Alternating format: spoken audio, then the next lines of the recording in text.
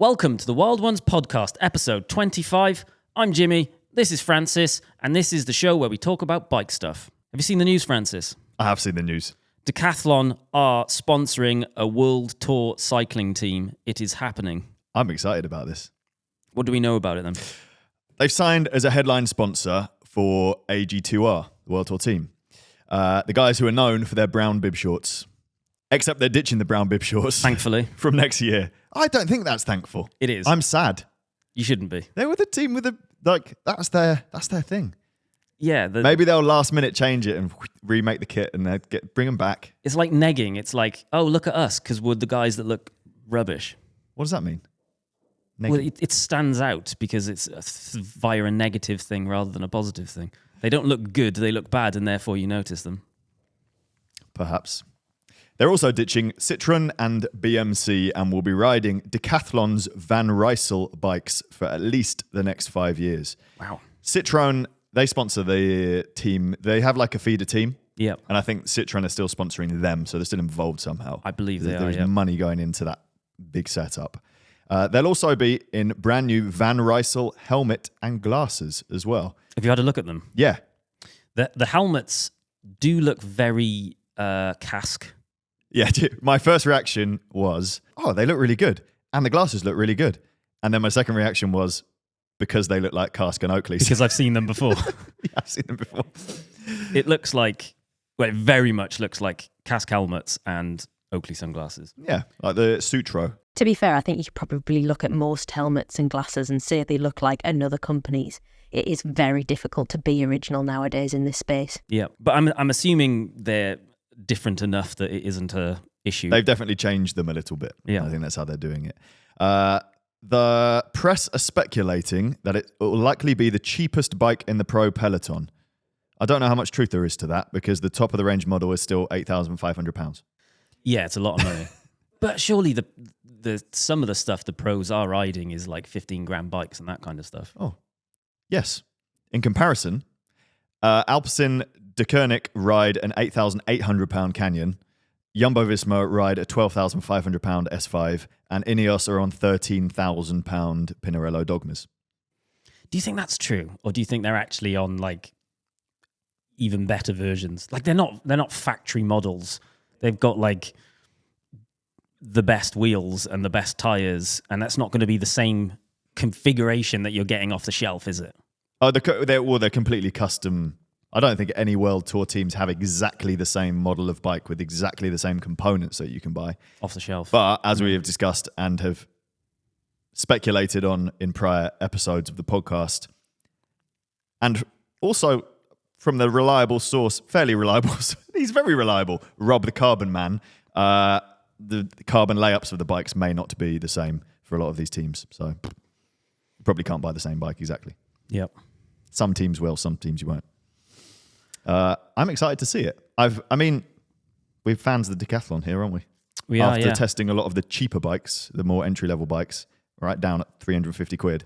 Never ridden a Van Rysel, haven't got a clue what they're like, but hopefully we can see one at some point. So I guess what some people may not know, or perhaps they do, is so Van Rysel is Decathlon's in-house bike brand. He is either an ex-pro or a current World Tour pro.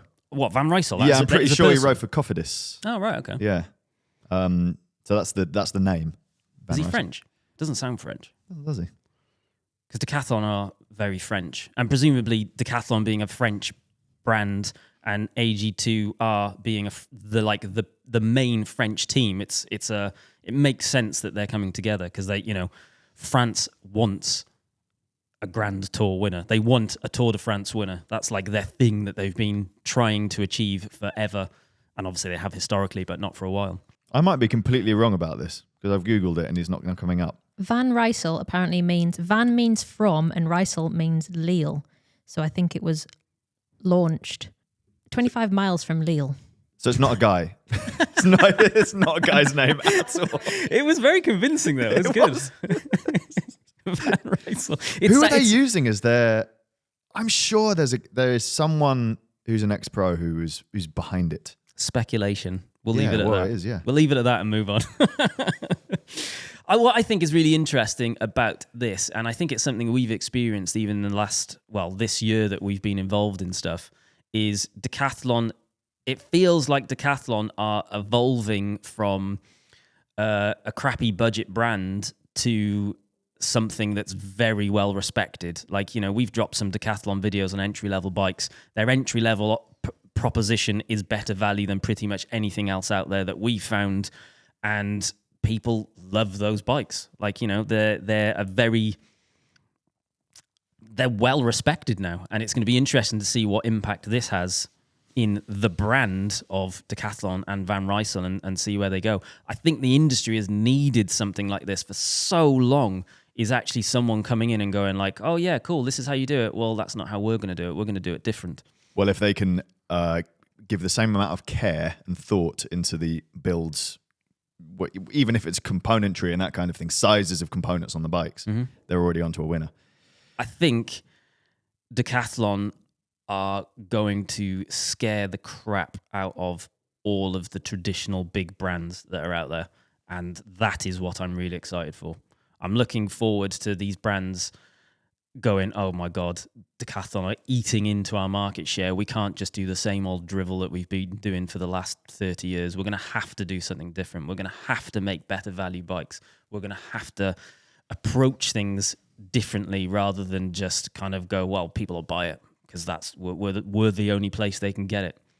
So yeah, I'm excited. I think it's got a lot of legs. I'm so sad that Van Rysel isn't a real person. Francis Van Rysel. Yeah. That's a good name, actually. Yeah, exactly. Where's your French family from? He sounds like a goalkeeper or something, though, doesn't he? Is your French family from near Lille? Nah. Because that would be perfect. No. Where's Lille? Lille is a city in France. Thanks, Emily. That's great research. Next up, this is an exclusive story, and it's an unbelievable one. I didn't believe it when I first read it. We have helped uncover Russian cheats at the UCI World Qualifiers. Producer Emily, this is a story you've been investigating this week. Do you want to talk us through what happened? Yes, I do. So basically, this happened at a UCI race in Turkey earlier this month. It was a 100-kilometre UCI Gran Fondo World Series event, and it's a qualifier for the World Championships, which is in Denmark next August. So our friend, Louise Vardman, she's an amazingly strong cyclist. She was at this race competing in the women's 45 to 49 age category.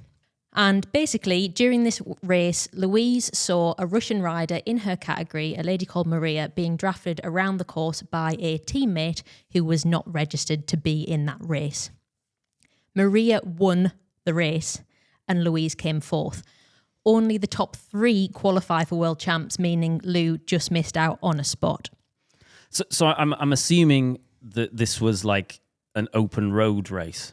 It was correct, yes. Right. So, well, I guess no road race has barriers all the way around anyway, does it? No, exactly. So both the cheating riders were wearing jerseys from Team Impulse, which is a Russian team. So basically, typically in these races, you race under your country. So Lou was racing for Team GB. However, Russia as a country is banned from competing. So they are only allowed to compete if they do so under a different name. What are they doing wearing jerseys of their actual... Surely you'd turn up in like a camouflage skin suit. I mean, maybe they thought that would blend in more if it looked like they were a rider. I'm not sure. Why would they wear a camouflage skin suit? Well, you'd be invisible, wouldn't you? So not camouflage pattern, as in like an invisible cloak, invisibility cloak. Ideally, but they don't exist. So next best thing is that, isn't it?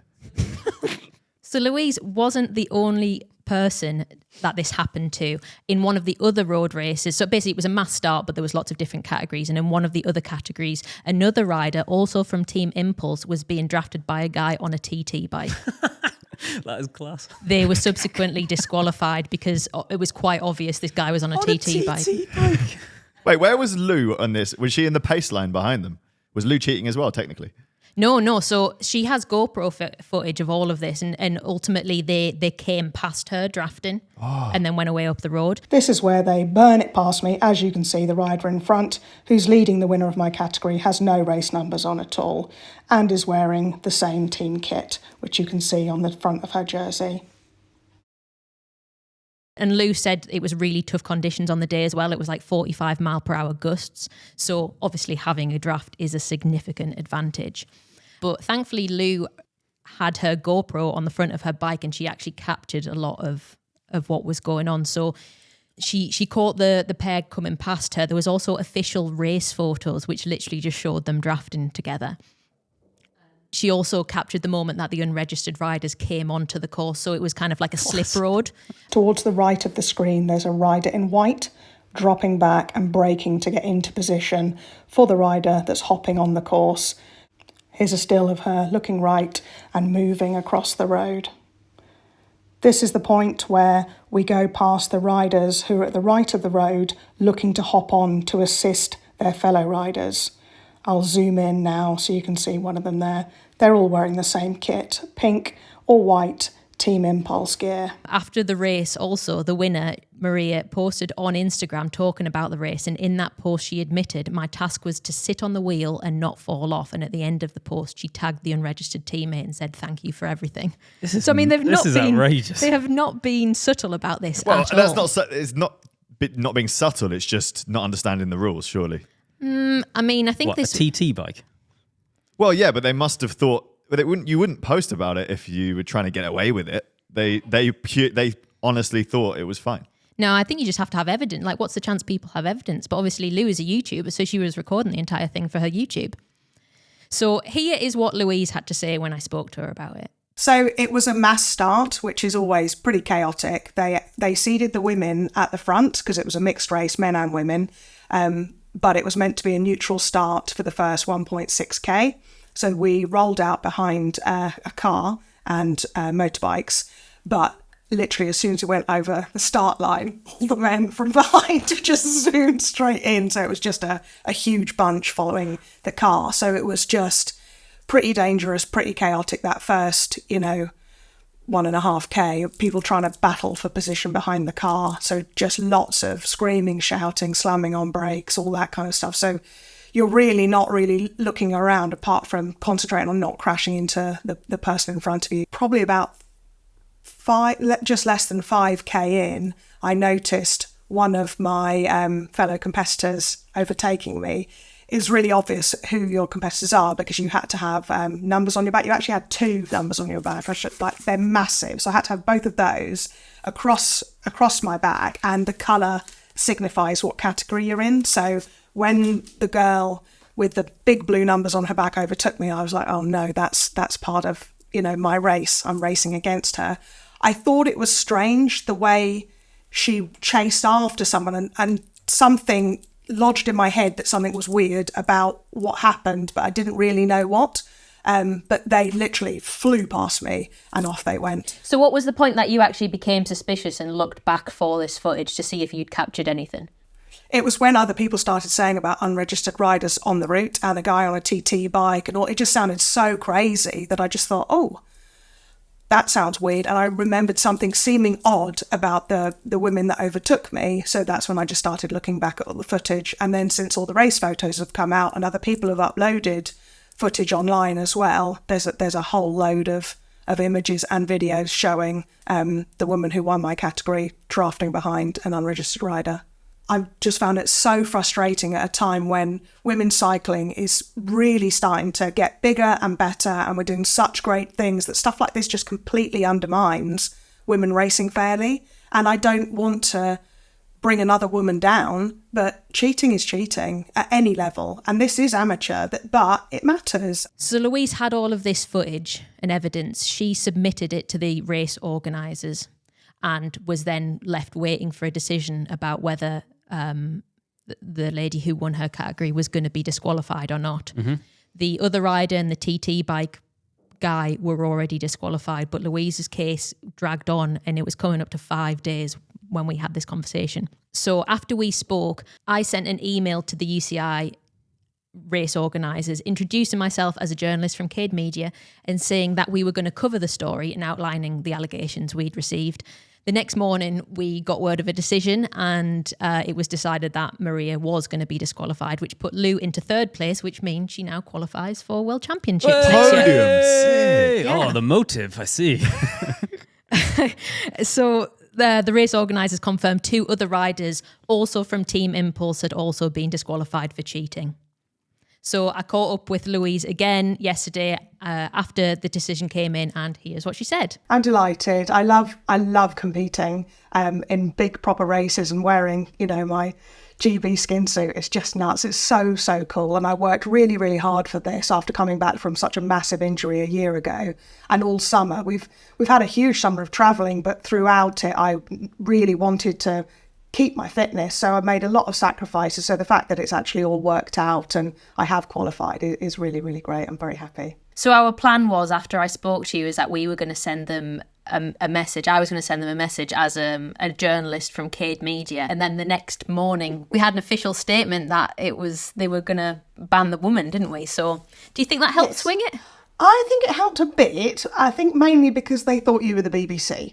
They emailed me and I hadn't spoken to anyone else about it, so I know it has to be from what they thought from your message. But yeah, they said that a British broadcasting company, and then BBC in brackets, had contacted them about the investigation. They were, of course, looking into all of the allegations, and they were promoting fair racing and cheaters would be disqualified and blah, blah, blah. So I think, yes, it possibly helped quite a bit that you got involved too. So thank you. I definitely didn't say we were from the BBC at all. You didn't have to. No. In the end, they sent me a statement that said 3 riders had been disqualified in total, and all 3 of these riders were from the same team. So there was clearly some sort of systematic cheating going on across a number of races, wasn't there? Yeah, there was, and there was quite a few people online who'd been affected by these team members too, either by the dangerous riding from the non-registered riders in the race, and other people had submitted footage and evidence and claims as well. So I think all that just became too much for them to ignore, and thankfully they have done the right thing. But it is a concern about what's going on out there at all these different races, and this one just needed to be held in a high regard because it is a UCI race and they have to be seen to be doing the right thing, because I suppose otherwise they would lose that the ability to call it a UCI race. So yeah. I just want to clarify, I did not say we were from the BBC, but the race organisers, they're based in Turkey. I don't know whether there was a language barrier, but they thought that I was the BBC investigating them. But yeah, I think that perhaps just telling them that we're listening in, we care what's happening here, maybe helped swing it. Because I think in the other cases, there was lots of evidence and lots of people shouting about it, whereas in Lou's case, it was only her that had managed to capture stuff, as well as the official race photographs. So yeah, crazy.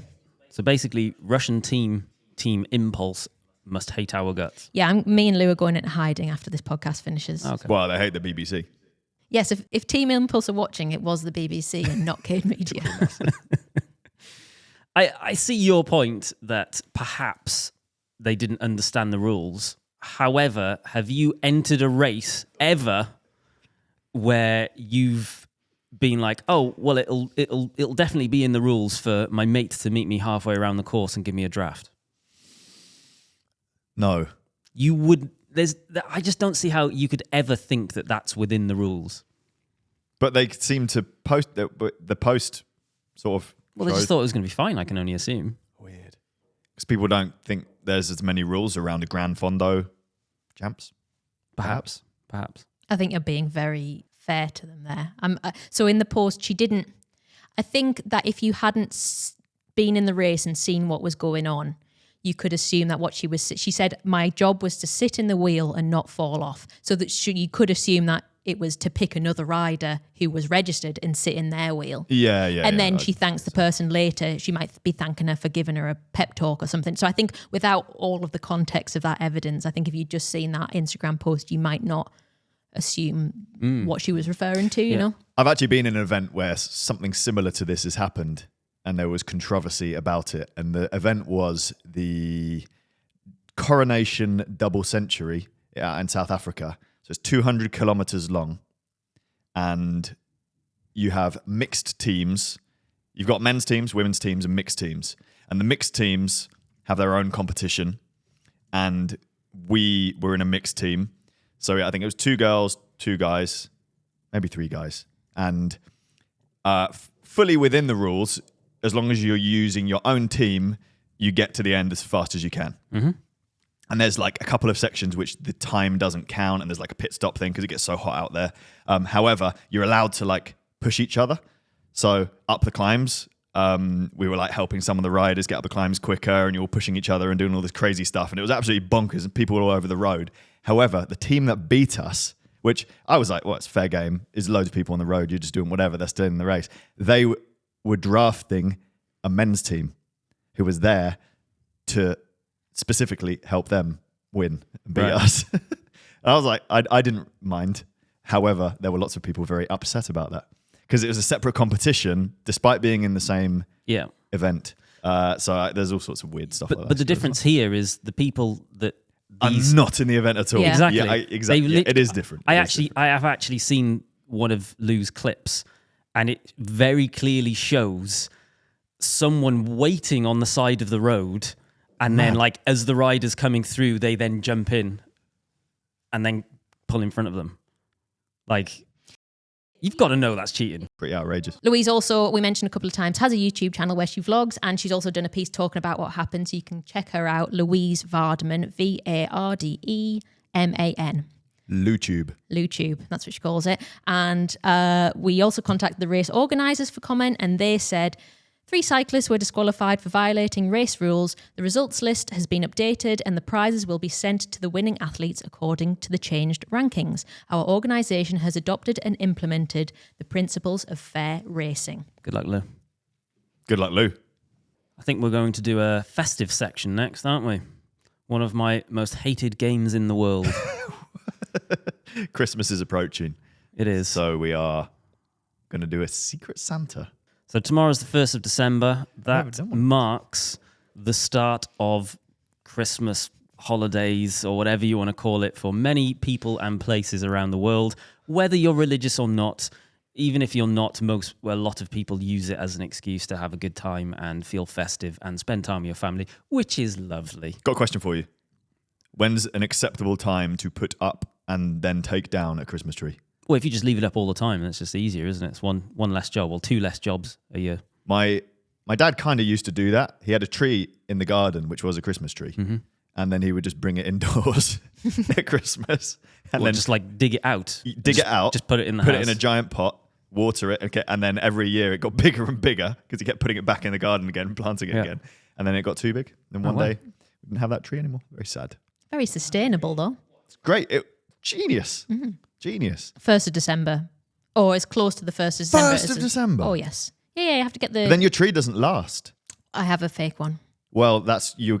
Immediately, your opinion is completely invalid. Why? Well, you don't get the smell of Christmas. You just spray it.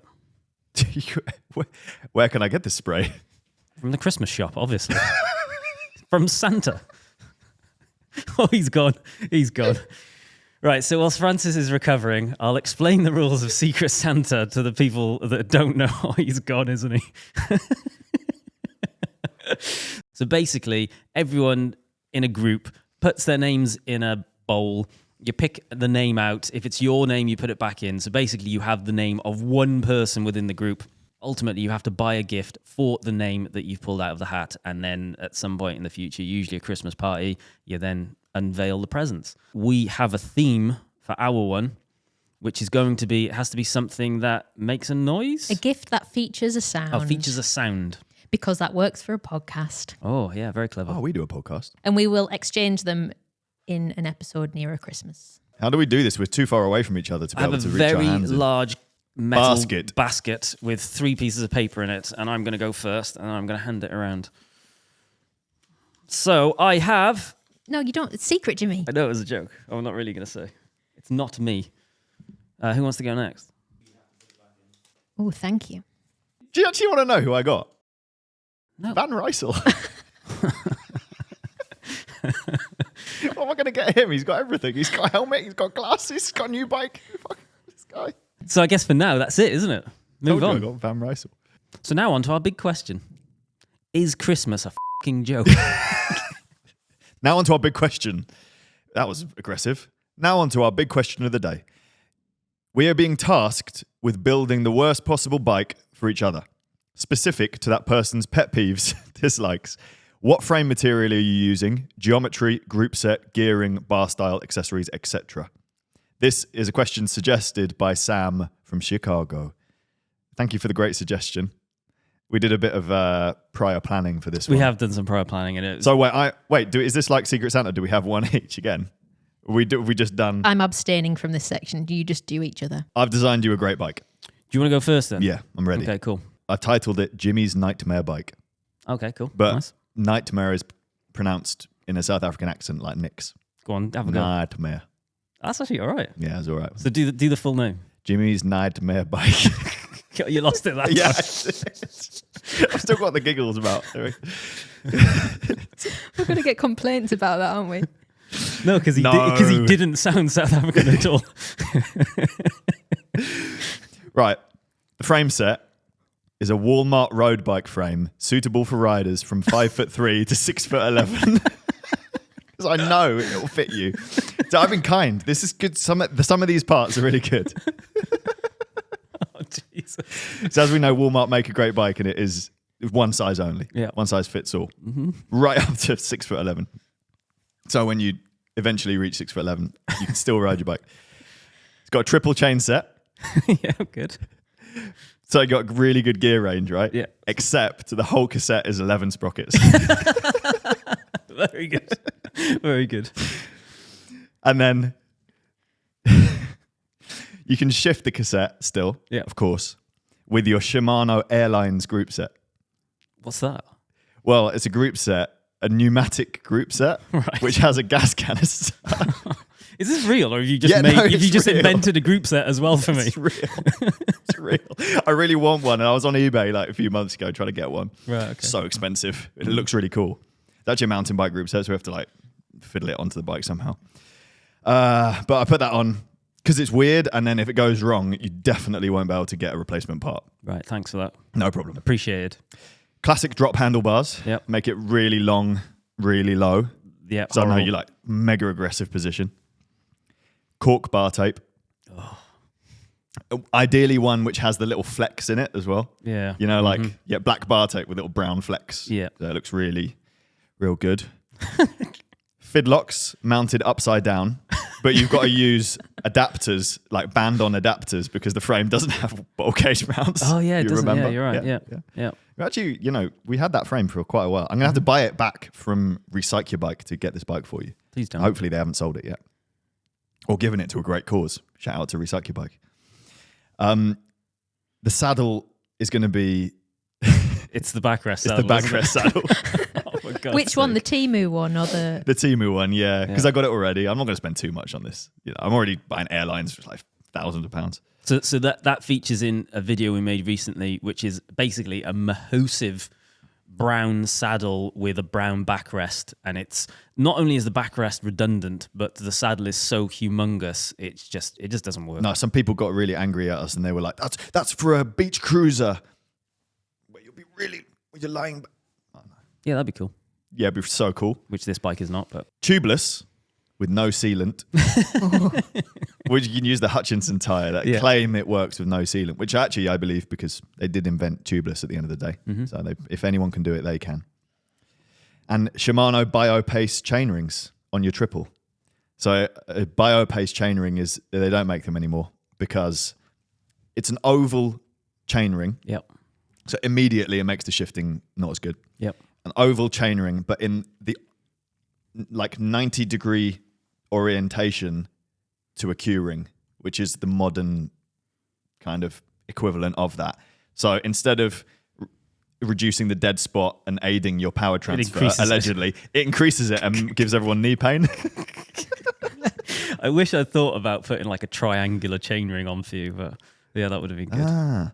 You know the guy who 3D prints triangle chain rings and lots of other weird sizes? He did a crab the other day on Oh, cool. Instagram. He follows me. We could get him to print us some stuff. All right, big time. Brendan, Outdoor Brendan, I think his name is. What else you got for me then? Or is that the complete bike? That's the complete bike. Okay, cool. Yeah, Yeah. sounds hideous. Rest of it's just all the Walmart stuff that came with. Just topped up with the rest of the Walmart Yeah. stuff. Should we move on to CADE's new bike, as I've titled this one? Yeah, I'm ready. So I start with I don't know how to correctly pronounce this. Chromoly steel bike frame, painted in orange and yellow flip paint. What's flip paint? So like the It looks specialized bike that I different. had.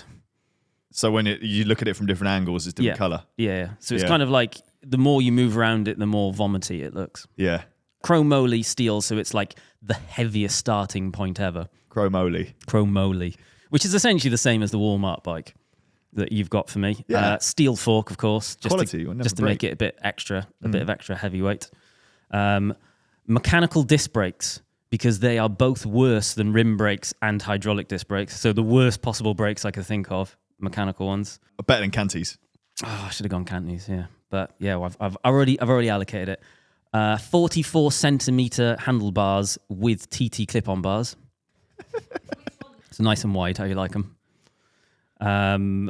5 centimeters of spaces under the stem, and relaxed geometry.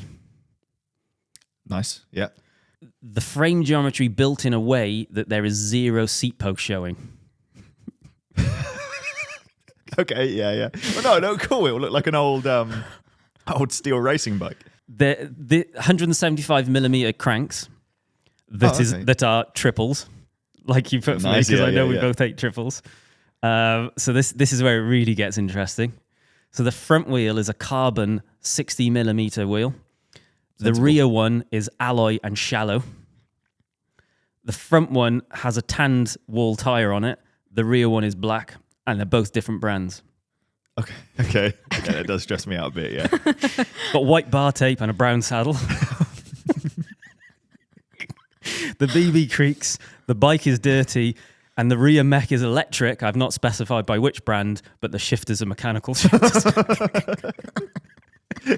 We're both in very big gears when we go for our ride together. Flat ride only. So there's your new bike. Thanks, Jimmy. So orange yellow flip paint, 1 tan tyre, thick wheel, shallow at the back, white bar tape, brown saddle. It all clashes. None of it works. I think it looked great. So I've done better than you. I think I've done better than you. I've got a nicer bike. You think you think? I think your bike that you just made for me is better than my bike that I made for you. Okay, cool. That means I win. It's not a competition. No way, Emily. there's the worst bike, isn't it? So I lose. Yeah. Time for another round of overrated or underrated. I'm going to read out a list of things, and you're going to tell me if they're overrated or underrated. Inner tubes. They cannot possibly be overrated Why? because most bikes still use them. Yes. And that means that those bikes can be used, and therefore they can't possibly be overrated. So they're underrated. Well, by proxy, yes. Done deal. Suggested by Connor, direct drive turbo trainers. I guess they're appropriately rated. They are very good. At one point, they didn't exist. Yeah. Right? And when they first came on the scene, they were... You just looked at them and you were like, what the hell is that? Why is it so expensive? Why on earth would you spend that money? And then you try one and you're convinced. Do you know what it's like? It's like electric gears. You don't need it, but if you can afford it, you should have it. Do you want to explain what a direct drive turbo trainer is? So direct drive turbo trainer is one that has a cassette fixed to the turbo, so you do not need a rear wheel. The actual bike fits to the turbo. I guess from my experience, the main difference is you get 0 slip. Typically on a traditional non-direct drive, your rear tyre will get some form of slip as it's driving the turbo, plus you get additional wear on a tyre. So there used to be a thing called a turbo tyre that was actually basically like a Tannis. It was just like super hardy rubber. Absolutely no one bought one and everyone just used an old tyre instead. Yeah. But you'd end up having, I used to turbo a lot. I had one bike that I used to turbo and race on, and therefore I used to have a turbo wheel. Mm-hmm. And then you end up buying a wheel that just exists for you to be able to switch it out to put on the turbo. Direct drives don't have that, so even the data that you're getting from the turbo is going to be better and more accurate because you're not losing power as it's slipping on the the non-direct drivey wheelie bit of it. It's an ignorance is bliss situation, isn't it? Yeah, absolutely. You don't realise how much better they are until you try them. But if you've never tried a direct drive turbo trainer and you try a wheel-on turbo trainer, one right next to me, it's great when you first use it. Going backwards is a struggle, though. Yeah, you don't need it exactly like electric gears, but once you get it, you're like, oh, this is lovely. Yeah. Even going from the expensive 2T to the Flux. Is the Flux the one you've got? Yeah. And you have to plug it in. I know. What a task. Can't go backwards like that. It's like from the Stone Ages. It needs power, goddammit. Daytime running bike lights. Suggestion from Cyril. I think they're underrated. I think more visibility is always going to be a good thing. However, what we know about dehumanization of cyclists from drivers, perhaps it actually contributes to you being less human on a bike because you're trying to be more visible. Is that true? Would it count as safety? Would it have the same effects as a high-vis vest? Because I think there would be a difference psychologically in a response from a driver. I don't know enough about the study. No, I'm purely speculating. I reckon I've always lent to the side of I would definitely run lights in the daytime, gets you seen, but you don't look like non-human, as those studies have shown. Whereas high-vis equipment, helmet, that kind of stuff does make you look non-human, according to that study. I guess people are used to cars having lights on, and therefore perhaps a light on a bike, It's not weird. it makes it more of like a motorbike rather than a cyclist that is not human. I'm sure the studies on flashing lights are they're very easy to spot for motorists, and it does increase your safety. It increases your chances of being seen massively, more so than wearing a jacket with some reflective shit on it. So my opinion is underrated. I do it, and I will continue to do it. Also, a suggestion from Cyril: carbon wheels with rim brakes. Overrated. Overrated. I prefer alloy braking surfaces. And if I'm going to have an alloy braking surface, there's no point in me having a carbon rim. No. I may as well just have an alloy wheel and an alloy braking surface. I'd rather have an alloy. Well, the best of both worlds is alloy braking surface but carbon fairing. Fairing? Yeah, so you get the best of both worlds. What do you mean by what do you mean? What's a fairing? Well, you used to buy it. Was it before you were racing? Like, I used to race on deep carbon wheels, but they weren't really carbon. They had an aluminium braking surface.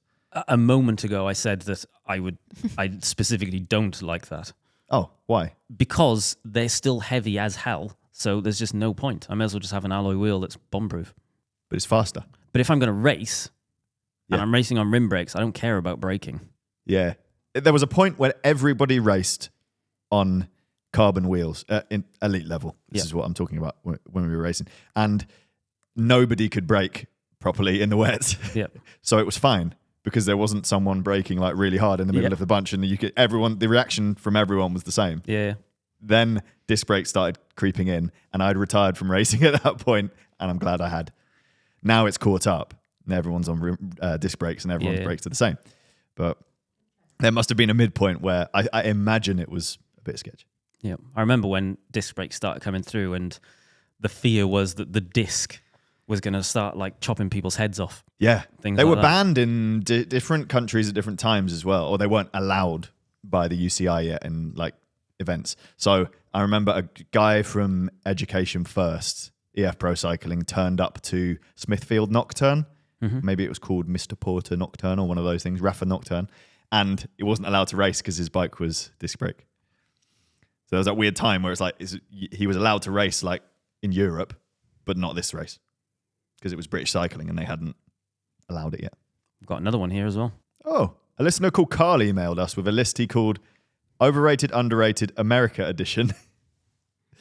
There's a few here, so we'll run through them quickly. American biscuits.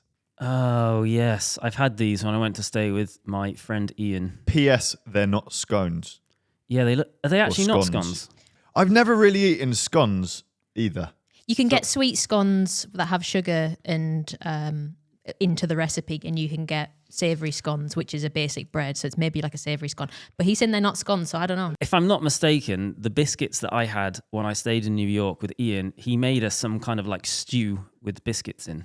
And it's like a dumpling, I think. Dumplings have suet in them, which they're a lot heavier, our dumplings. I don't think it's like that. No, but like what you had, how you would have dumplings in this country. I think blocks of bready carbohydrates in stews are lovely. So underrated. Also underrated. Fahrenheit. Overrated. Overrated. Stupid. 0 isn't even 0. Go away. Done. Mile century. What does that mean? Mile century. Do we know what that is? I think the idea that 100 miles is a century, but I think we say the same thing, don't we? Oh, Yeah, we Rather do. than 100 kilometers. A lot of people are upset with, again, that event that I did, the Coronation Double Century. It's not a century. It's only 200k. It should be 200 miles if it's going to be a century. Double century. We have a weird thing in the UK of we sort of do both. Yeah, we do both. Anyone over a certain age will exclusively only do miles still. Yeah. I would say younger people do kilometres and miles, and cyclists do exclusively kilometres. So I would say I think in both. If anything, America are more consistent than us Yeah. with measurements. So at least they have that. Even though all of their measurements are stupid. But this is specifically Britain, because in Europe they're all metric, aren't they? Yes. So actually, it's just Yeah, just that it's weird in the UK. But yeah, we do both. So a century ride, I would go miles or kilometers. I would default to miles because our roads use miles. So if someone said they were doing a century, I would think they were doing miles. But if they said, oh no, it's kilometers, I'd be like, okay, cool. I wouldn't be upset about it. So overrated, overrated. It can be whatever you want it to be. God damn it. Pumpkin pie. I've never had it. Nah, same. Although I rewatched the series Jack Reacher, and there's actually a various points throughout the entire series. He sits down in this diner for a slice of pumpkin pie, and he ends up not having it. Is it like the pie from American Pie? Yeah, I think it'd be delicious because it's very sweet, isn't it? Pumpkin. Whereas here, a pie is usually meat. Unless it's a mince pie. I think pumpkin is not really grown in this country, and I think it's grown a lot in America because that's why Yeah. pumpkin season is a big thing in the States, and we've kind of adopted it culturally, but pumpkins aren't really a thing here. The only ones you get here are for carving, and if you taste them, they are gross. They're not edible. Right. They're technically edible, but they taste horrible. You're not supposed to cook it though, yeah? Yes, but it just doesn't. Have you ever tried to the ones? No, God, no. They're hideous. They taste horrible. We have like squash sometimes, but it's just not really a thing here. Yep. Have a great weekend. And as it's American Thanksgiving, I'm thankful you all put out great content from Carl. Oh, happy Thanksgiving. That was actually a few days ago. It was, yeah. Last time it was Thanksgiving last year, I was in America. I had my first ever American Thanksgiving experience, which was good. Wasn't that actually with Lou Vardaman? Yes. Yeah, with Lou from earlier in the podcast. They made one of the dishes was sweet potato with marshmallows on top. Melted. Absolute filth. Yeah. Yeah. I bet it tastes great though. I think Americans generally, we're quite snobby about our foods, and I think they have less inhibitions, and they put together what seems like odd combos, and then you try them and they're great. Like peanut butter and jam is a thing that I didn't have until I was like 20.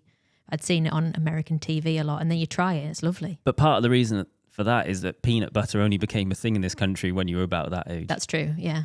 Obviously, it existed here, but no Wasn't one a ate thing. peanut butter. No. Keep it sending in your suggestions to Wild Ones Podcast at cademedia.co.uk, and we might read yours out on the next show.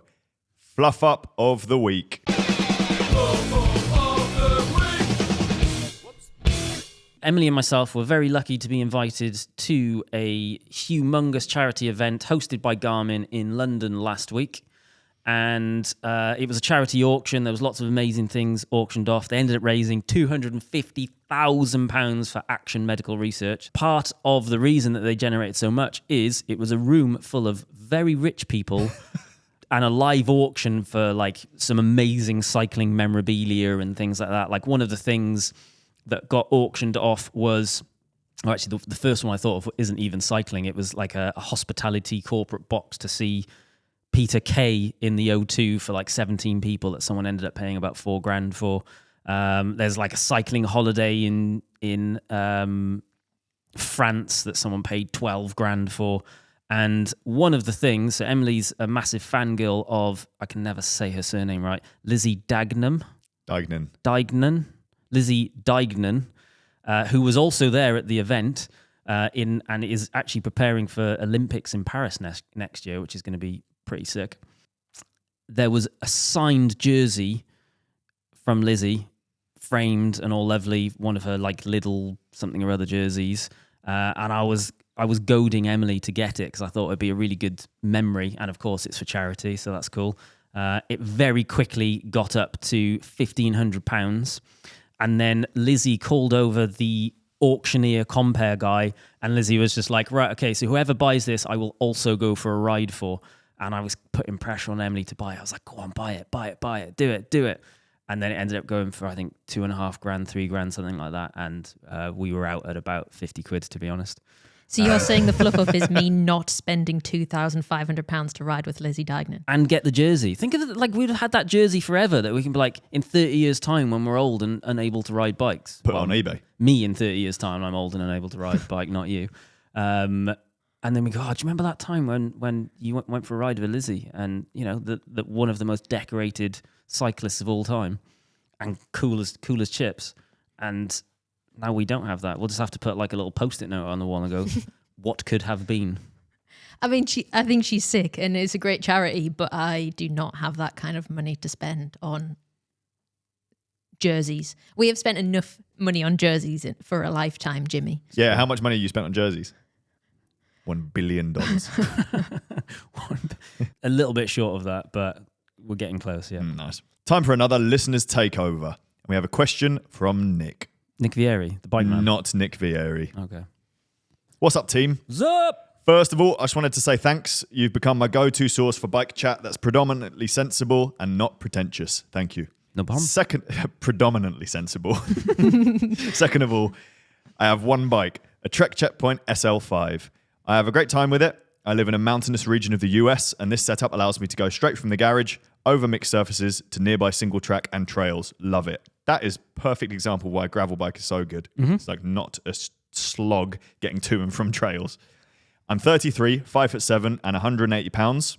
I mostly lift weights and cycle a few times a week because I enjoy it. I've been thinking about doing a cyclocross race or two, but the internet seems to think doing a cyclocross race on a gravel bike is a ludicrous endeavour, and that my size 52 gravel bike is much too long and heavy to take tight turns and should be shouldered a few times.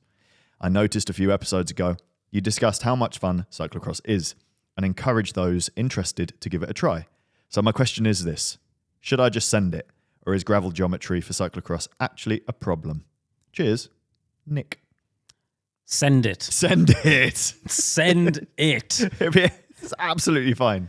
If you were planning on being in the top 1%, you're going to have a better race, and you're probably going to need probably 2 cyclocross bikes to be able to achieve that. Yep. However, if you want to go and have some fun and a great time, just go and do it. Like I've raced cyclocross races where people show up on flat bar mountain bikes, like rigid mountain bikes, and they have a great time.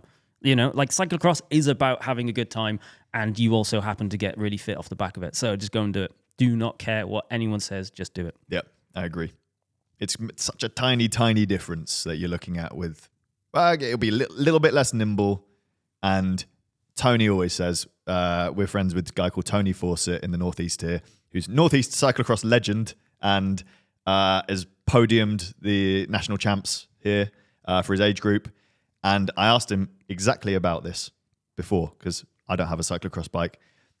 And he's basically like, you can get the power down a tiny bit sooner because of the geometry of the bike. But see, the level he's racing at so high, and it matters. And he's got 2 bikes, as you say. One gets washed down halfway through the race, so he switches his bikes. And if you haven't got all that, it's you're having fun. You're enjoying it for what it is. You can still do that on a gravel bike absolutely fine. He's an anomaly in that he's the kind of person that specifically wants a cyclocross bike over a gravel bike, but that's because he's trying to win races. But what bike do you reckon he rides 99% of the time when he's not racing? Not them. Gravel bike. Yep. Yep. Go, Nick, go and have a good time. Go race it. And if anyone says you shouldn't be doing it on that bike, send them our way and we'll sort them out. Before we go, we have an important announcement. Really? Yep. Next week, Francis is on holiday because he's basically a part-timer these days. So instead, we'll be joined by our friend Pete. We've mentioned him a couple of times. He is a cycling coach. He has historically, I believe, represented Ireland in the Commonwealth Games, which is absolutely massive. We often refer to him as the best cyclist that we actually know. He has achieved the most out of someone we actually know. And he's going to be joining me for a podcast next week. So if you have any questions about training, the best advice, real people with busy lives that, you have to handle having a full-time job, and children and all of the other commitments that life throws at you, and any tips that you want about dealing with that, sling us over some questions. Or Pythagoras. Oh, because he's a math teacher. Mm-hmm. Yeah, we'll stay off the math subject. We'll just stick to cycling. I was looking forward to tuning in. It's a cycling podcast, Francis. You should still be looking forward to it. So no matter what level you are or what goals you have, if you would like some advice or have any questions for Pete, please send them to wildonespodcast@cademedia.co.uk, and we will ask Pete some of those questions next week. That's all for this episode, Francis. If you got this far and liked what you heard, please leave us a 5-star review. Follow, subscribe, share, and all that. Thank you, and goodbye. That was a good one. I enjoyed that.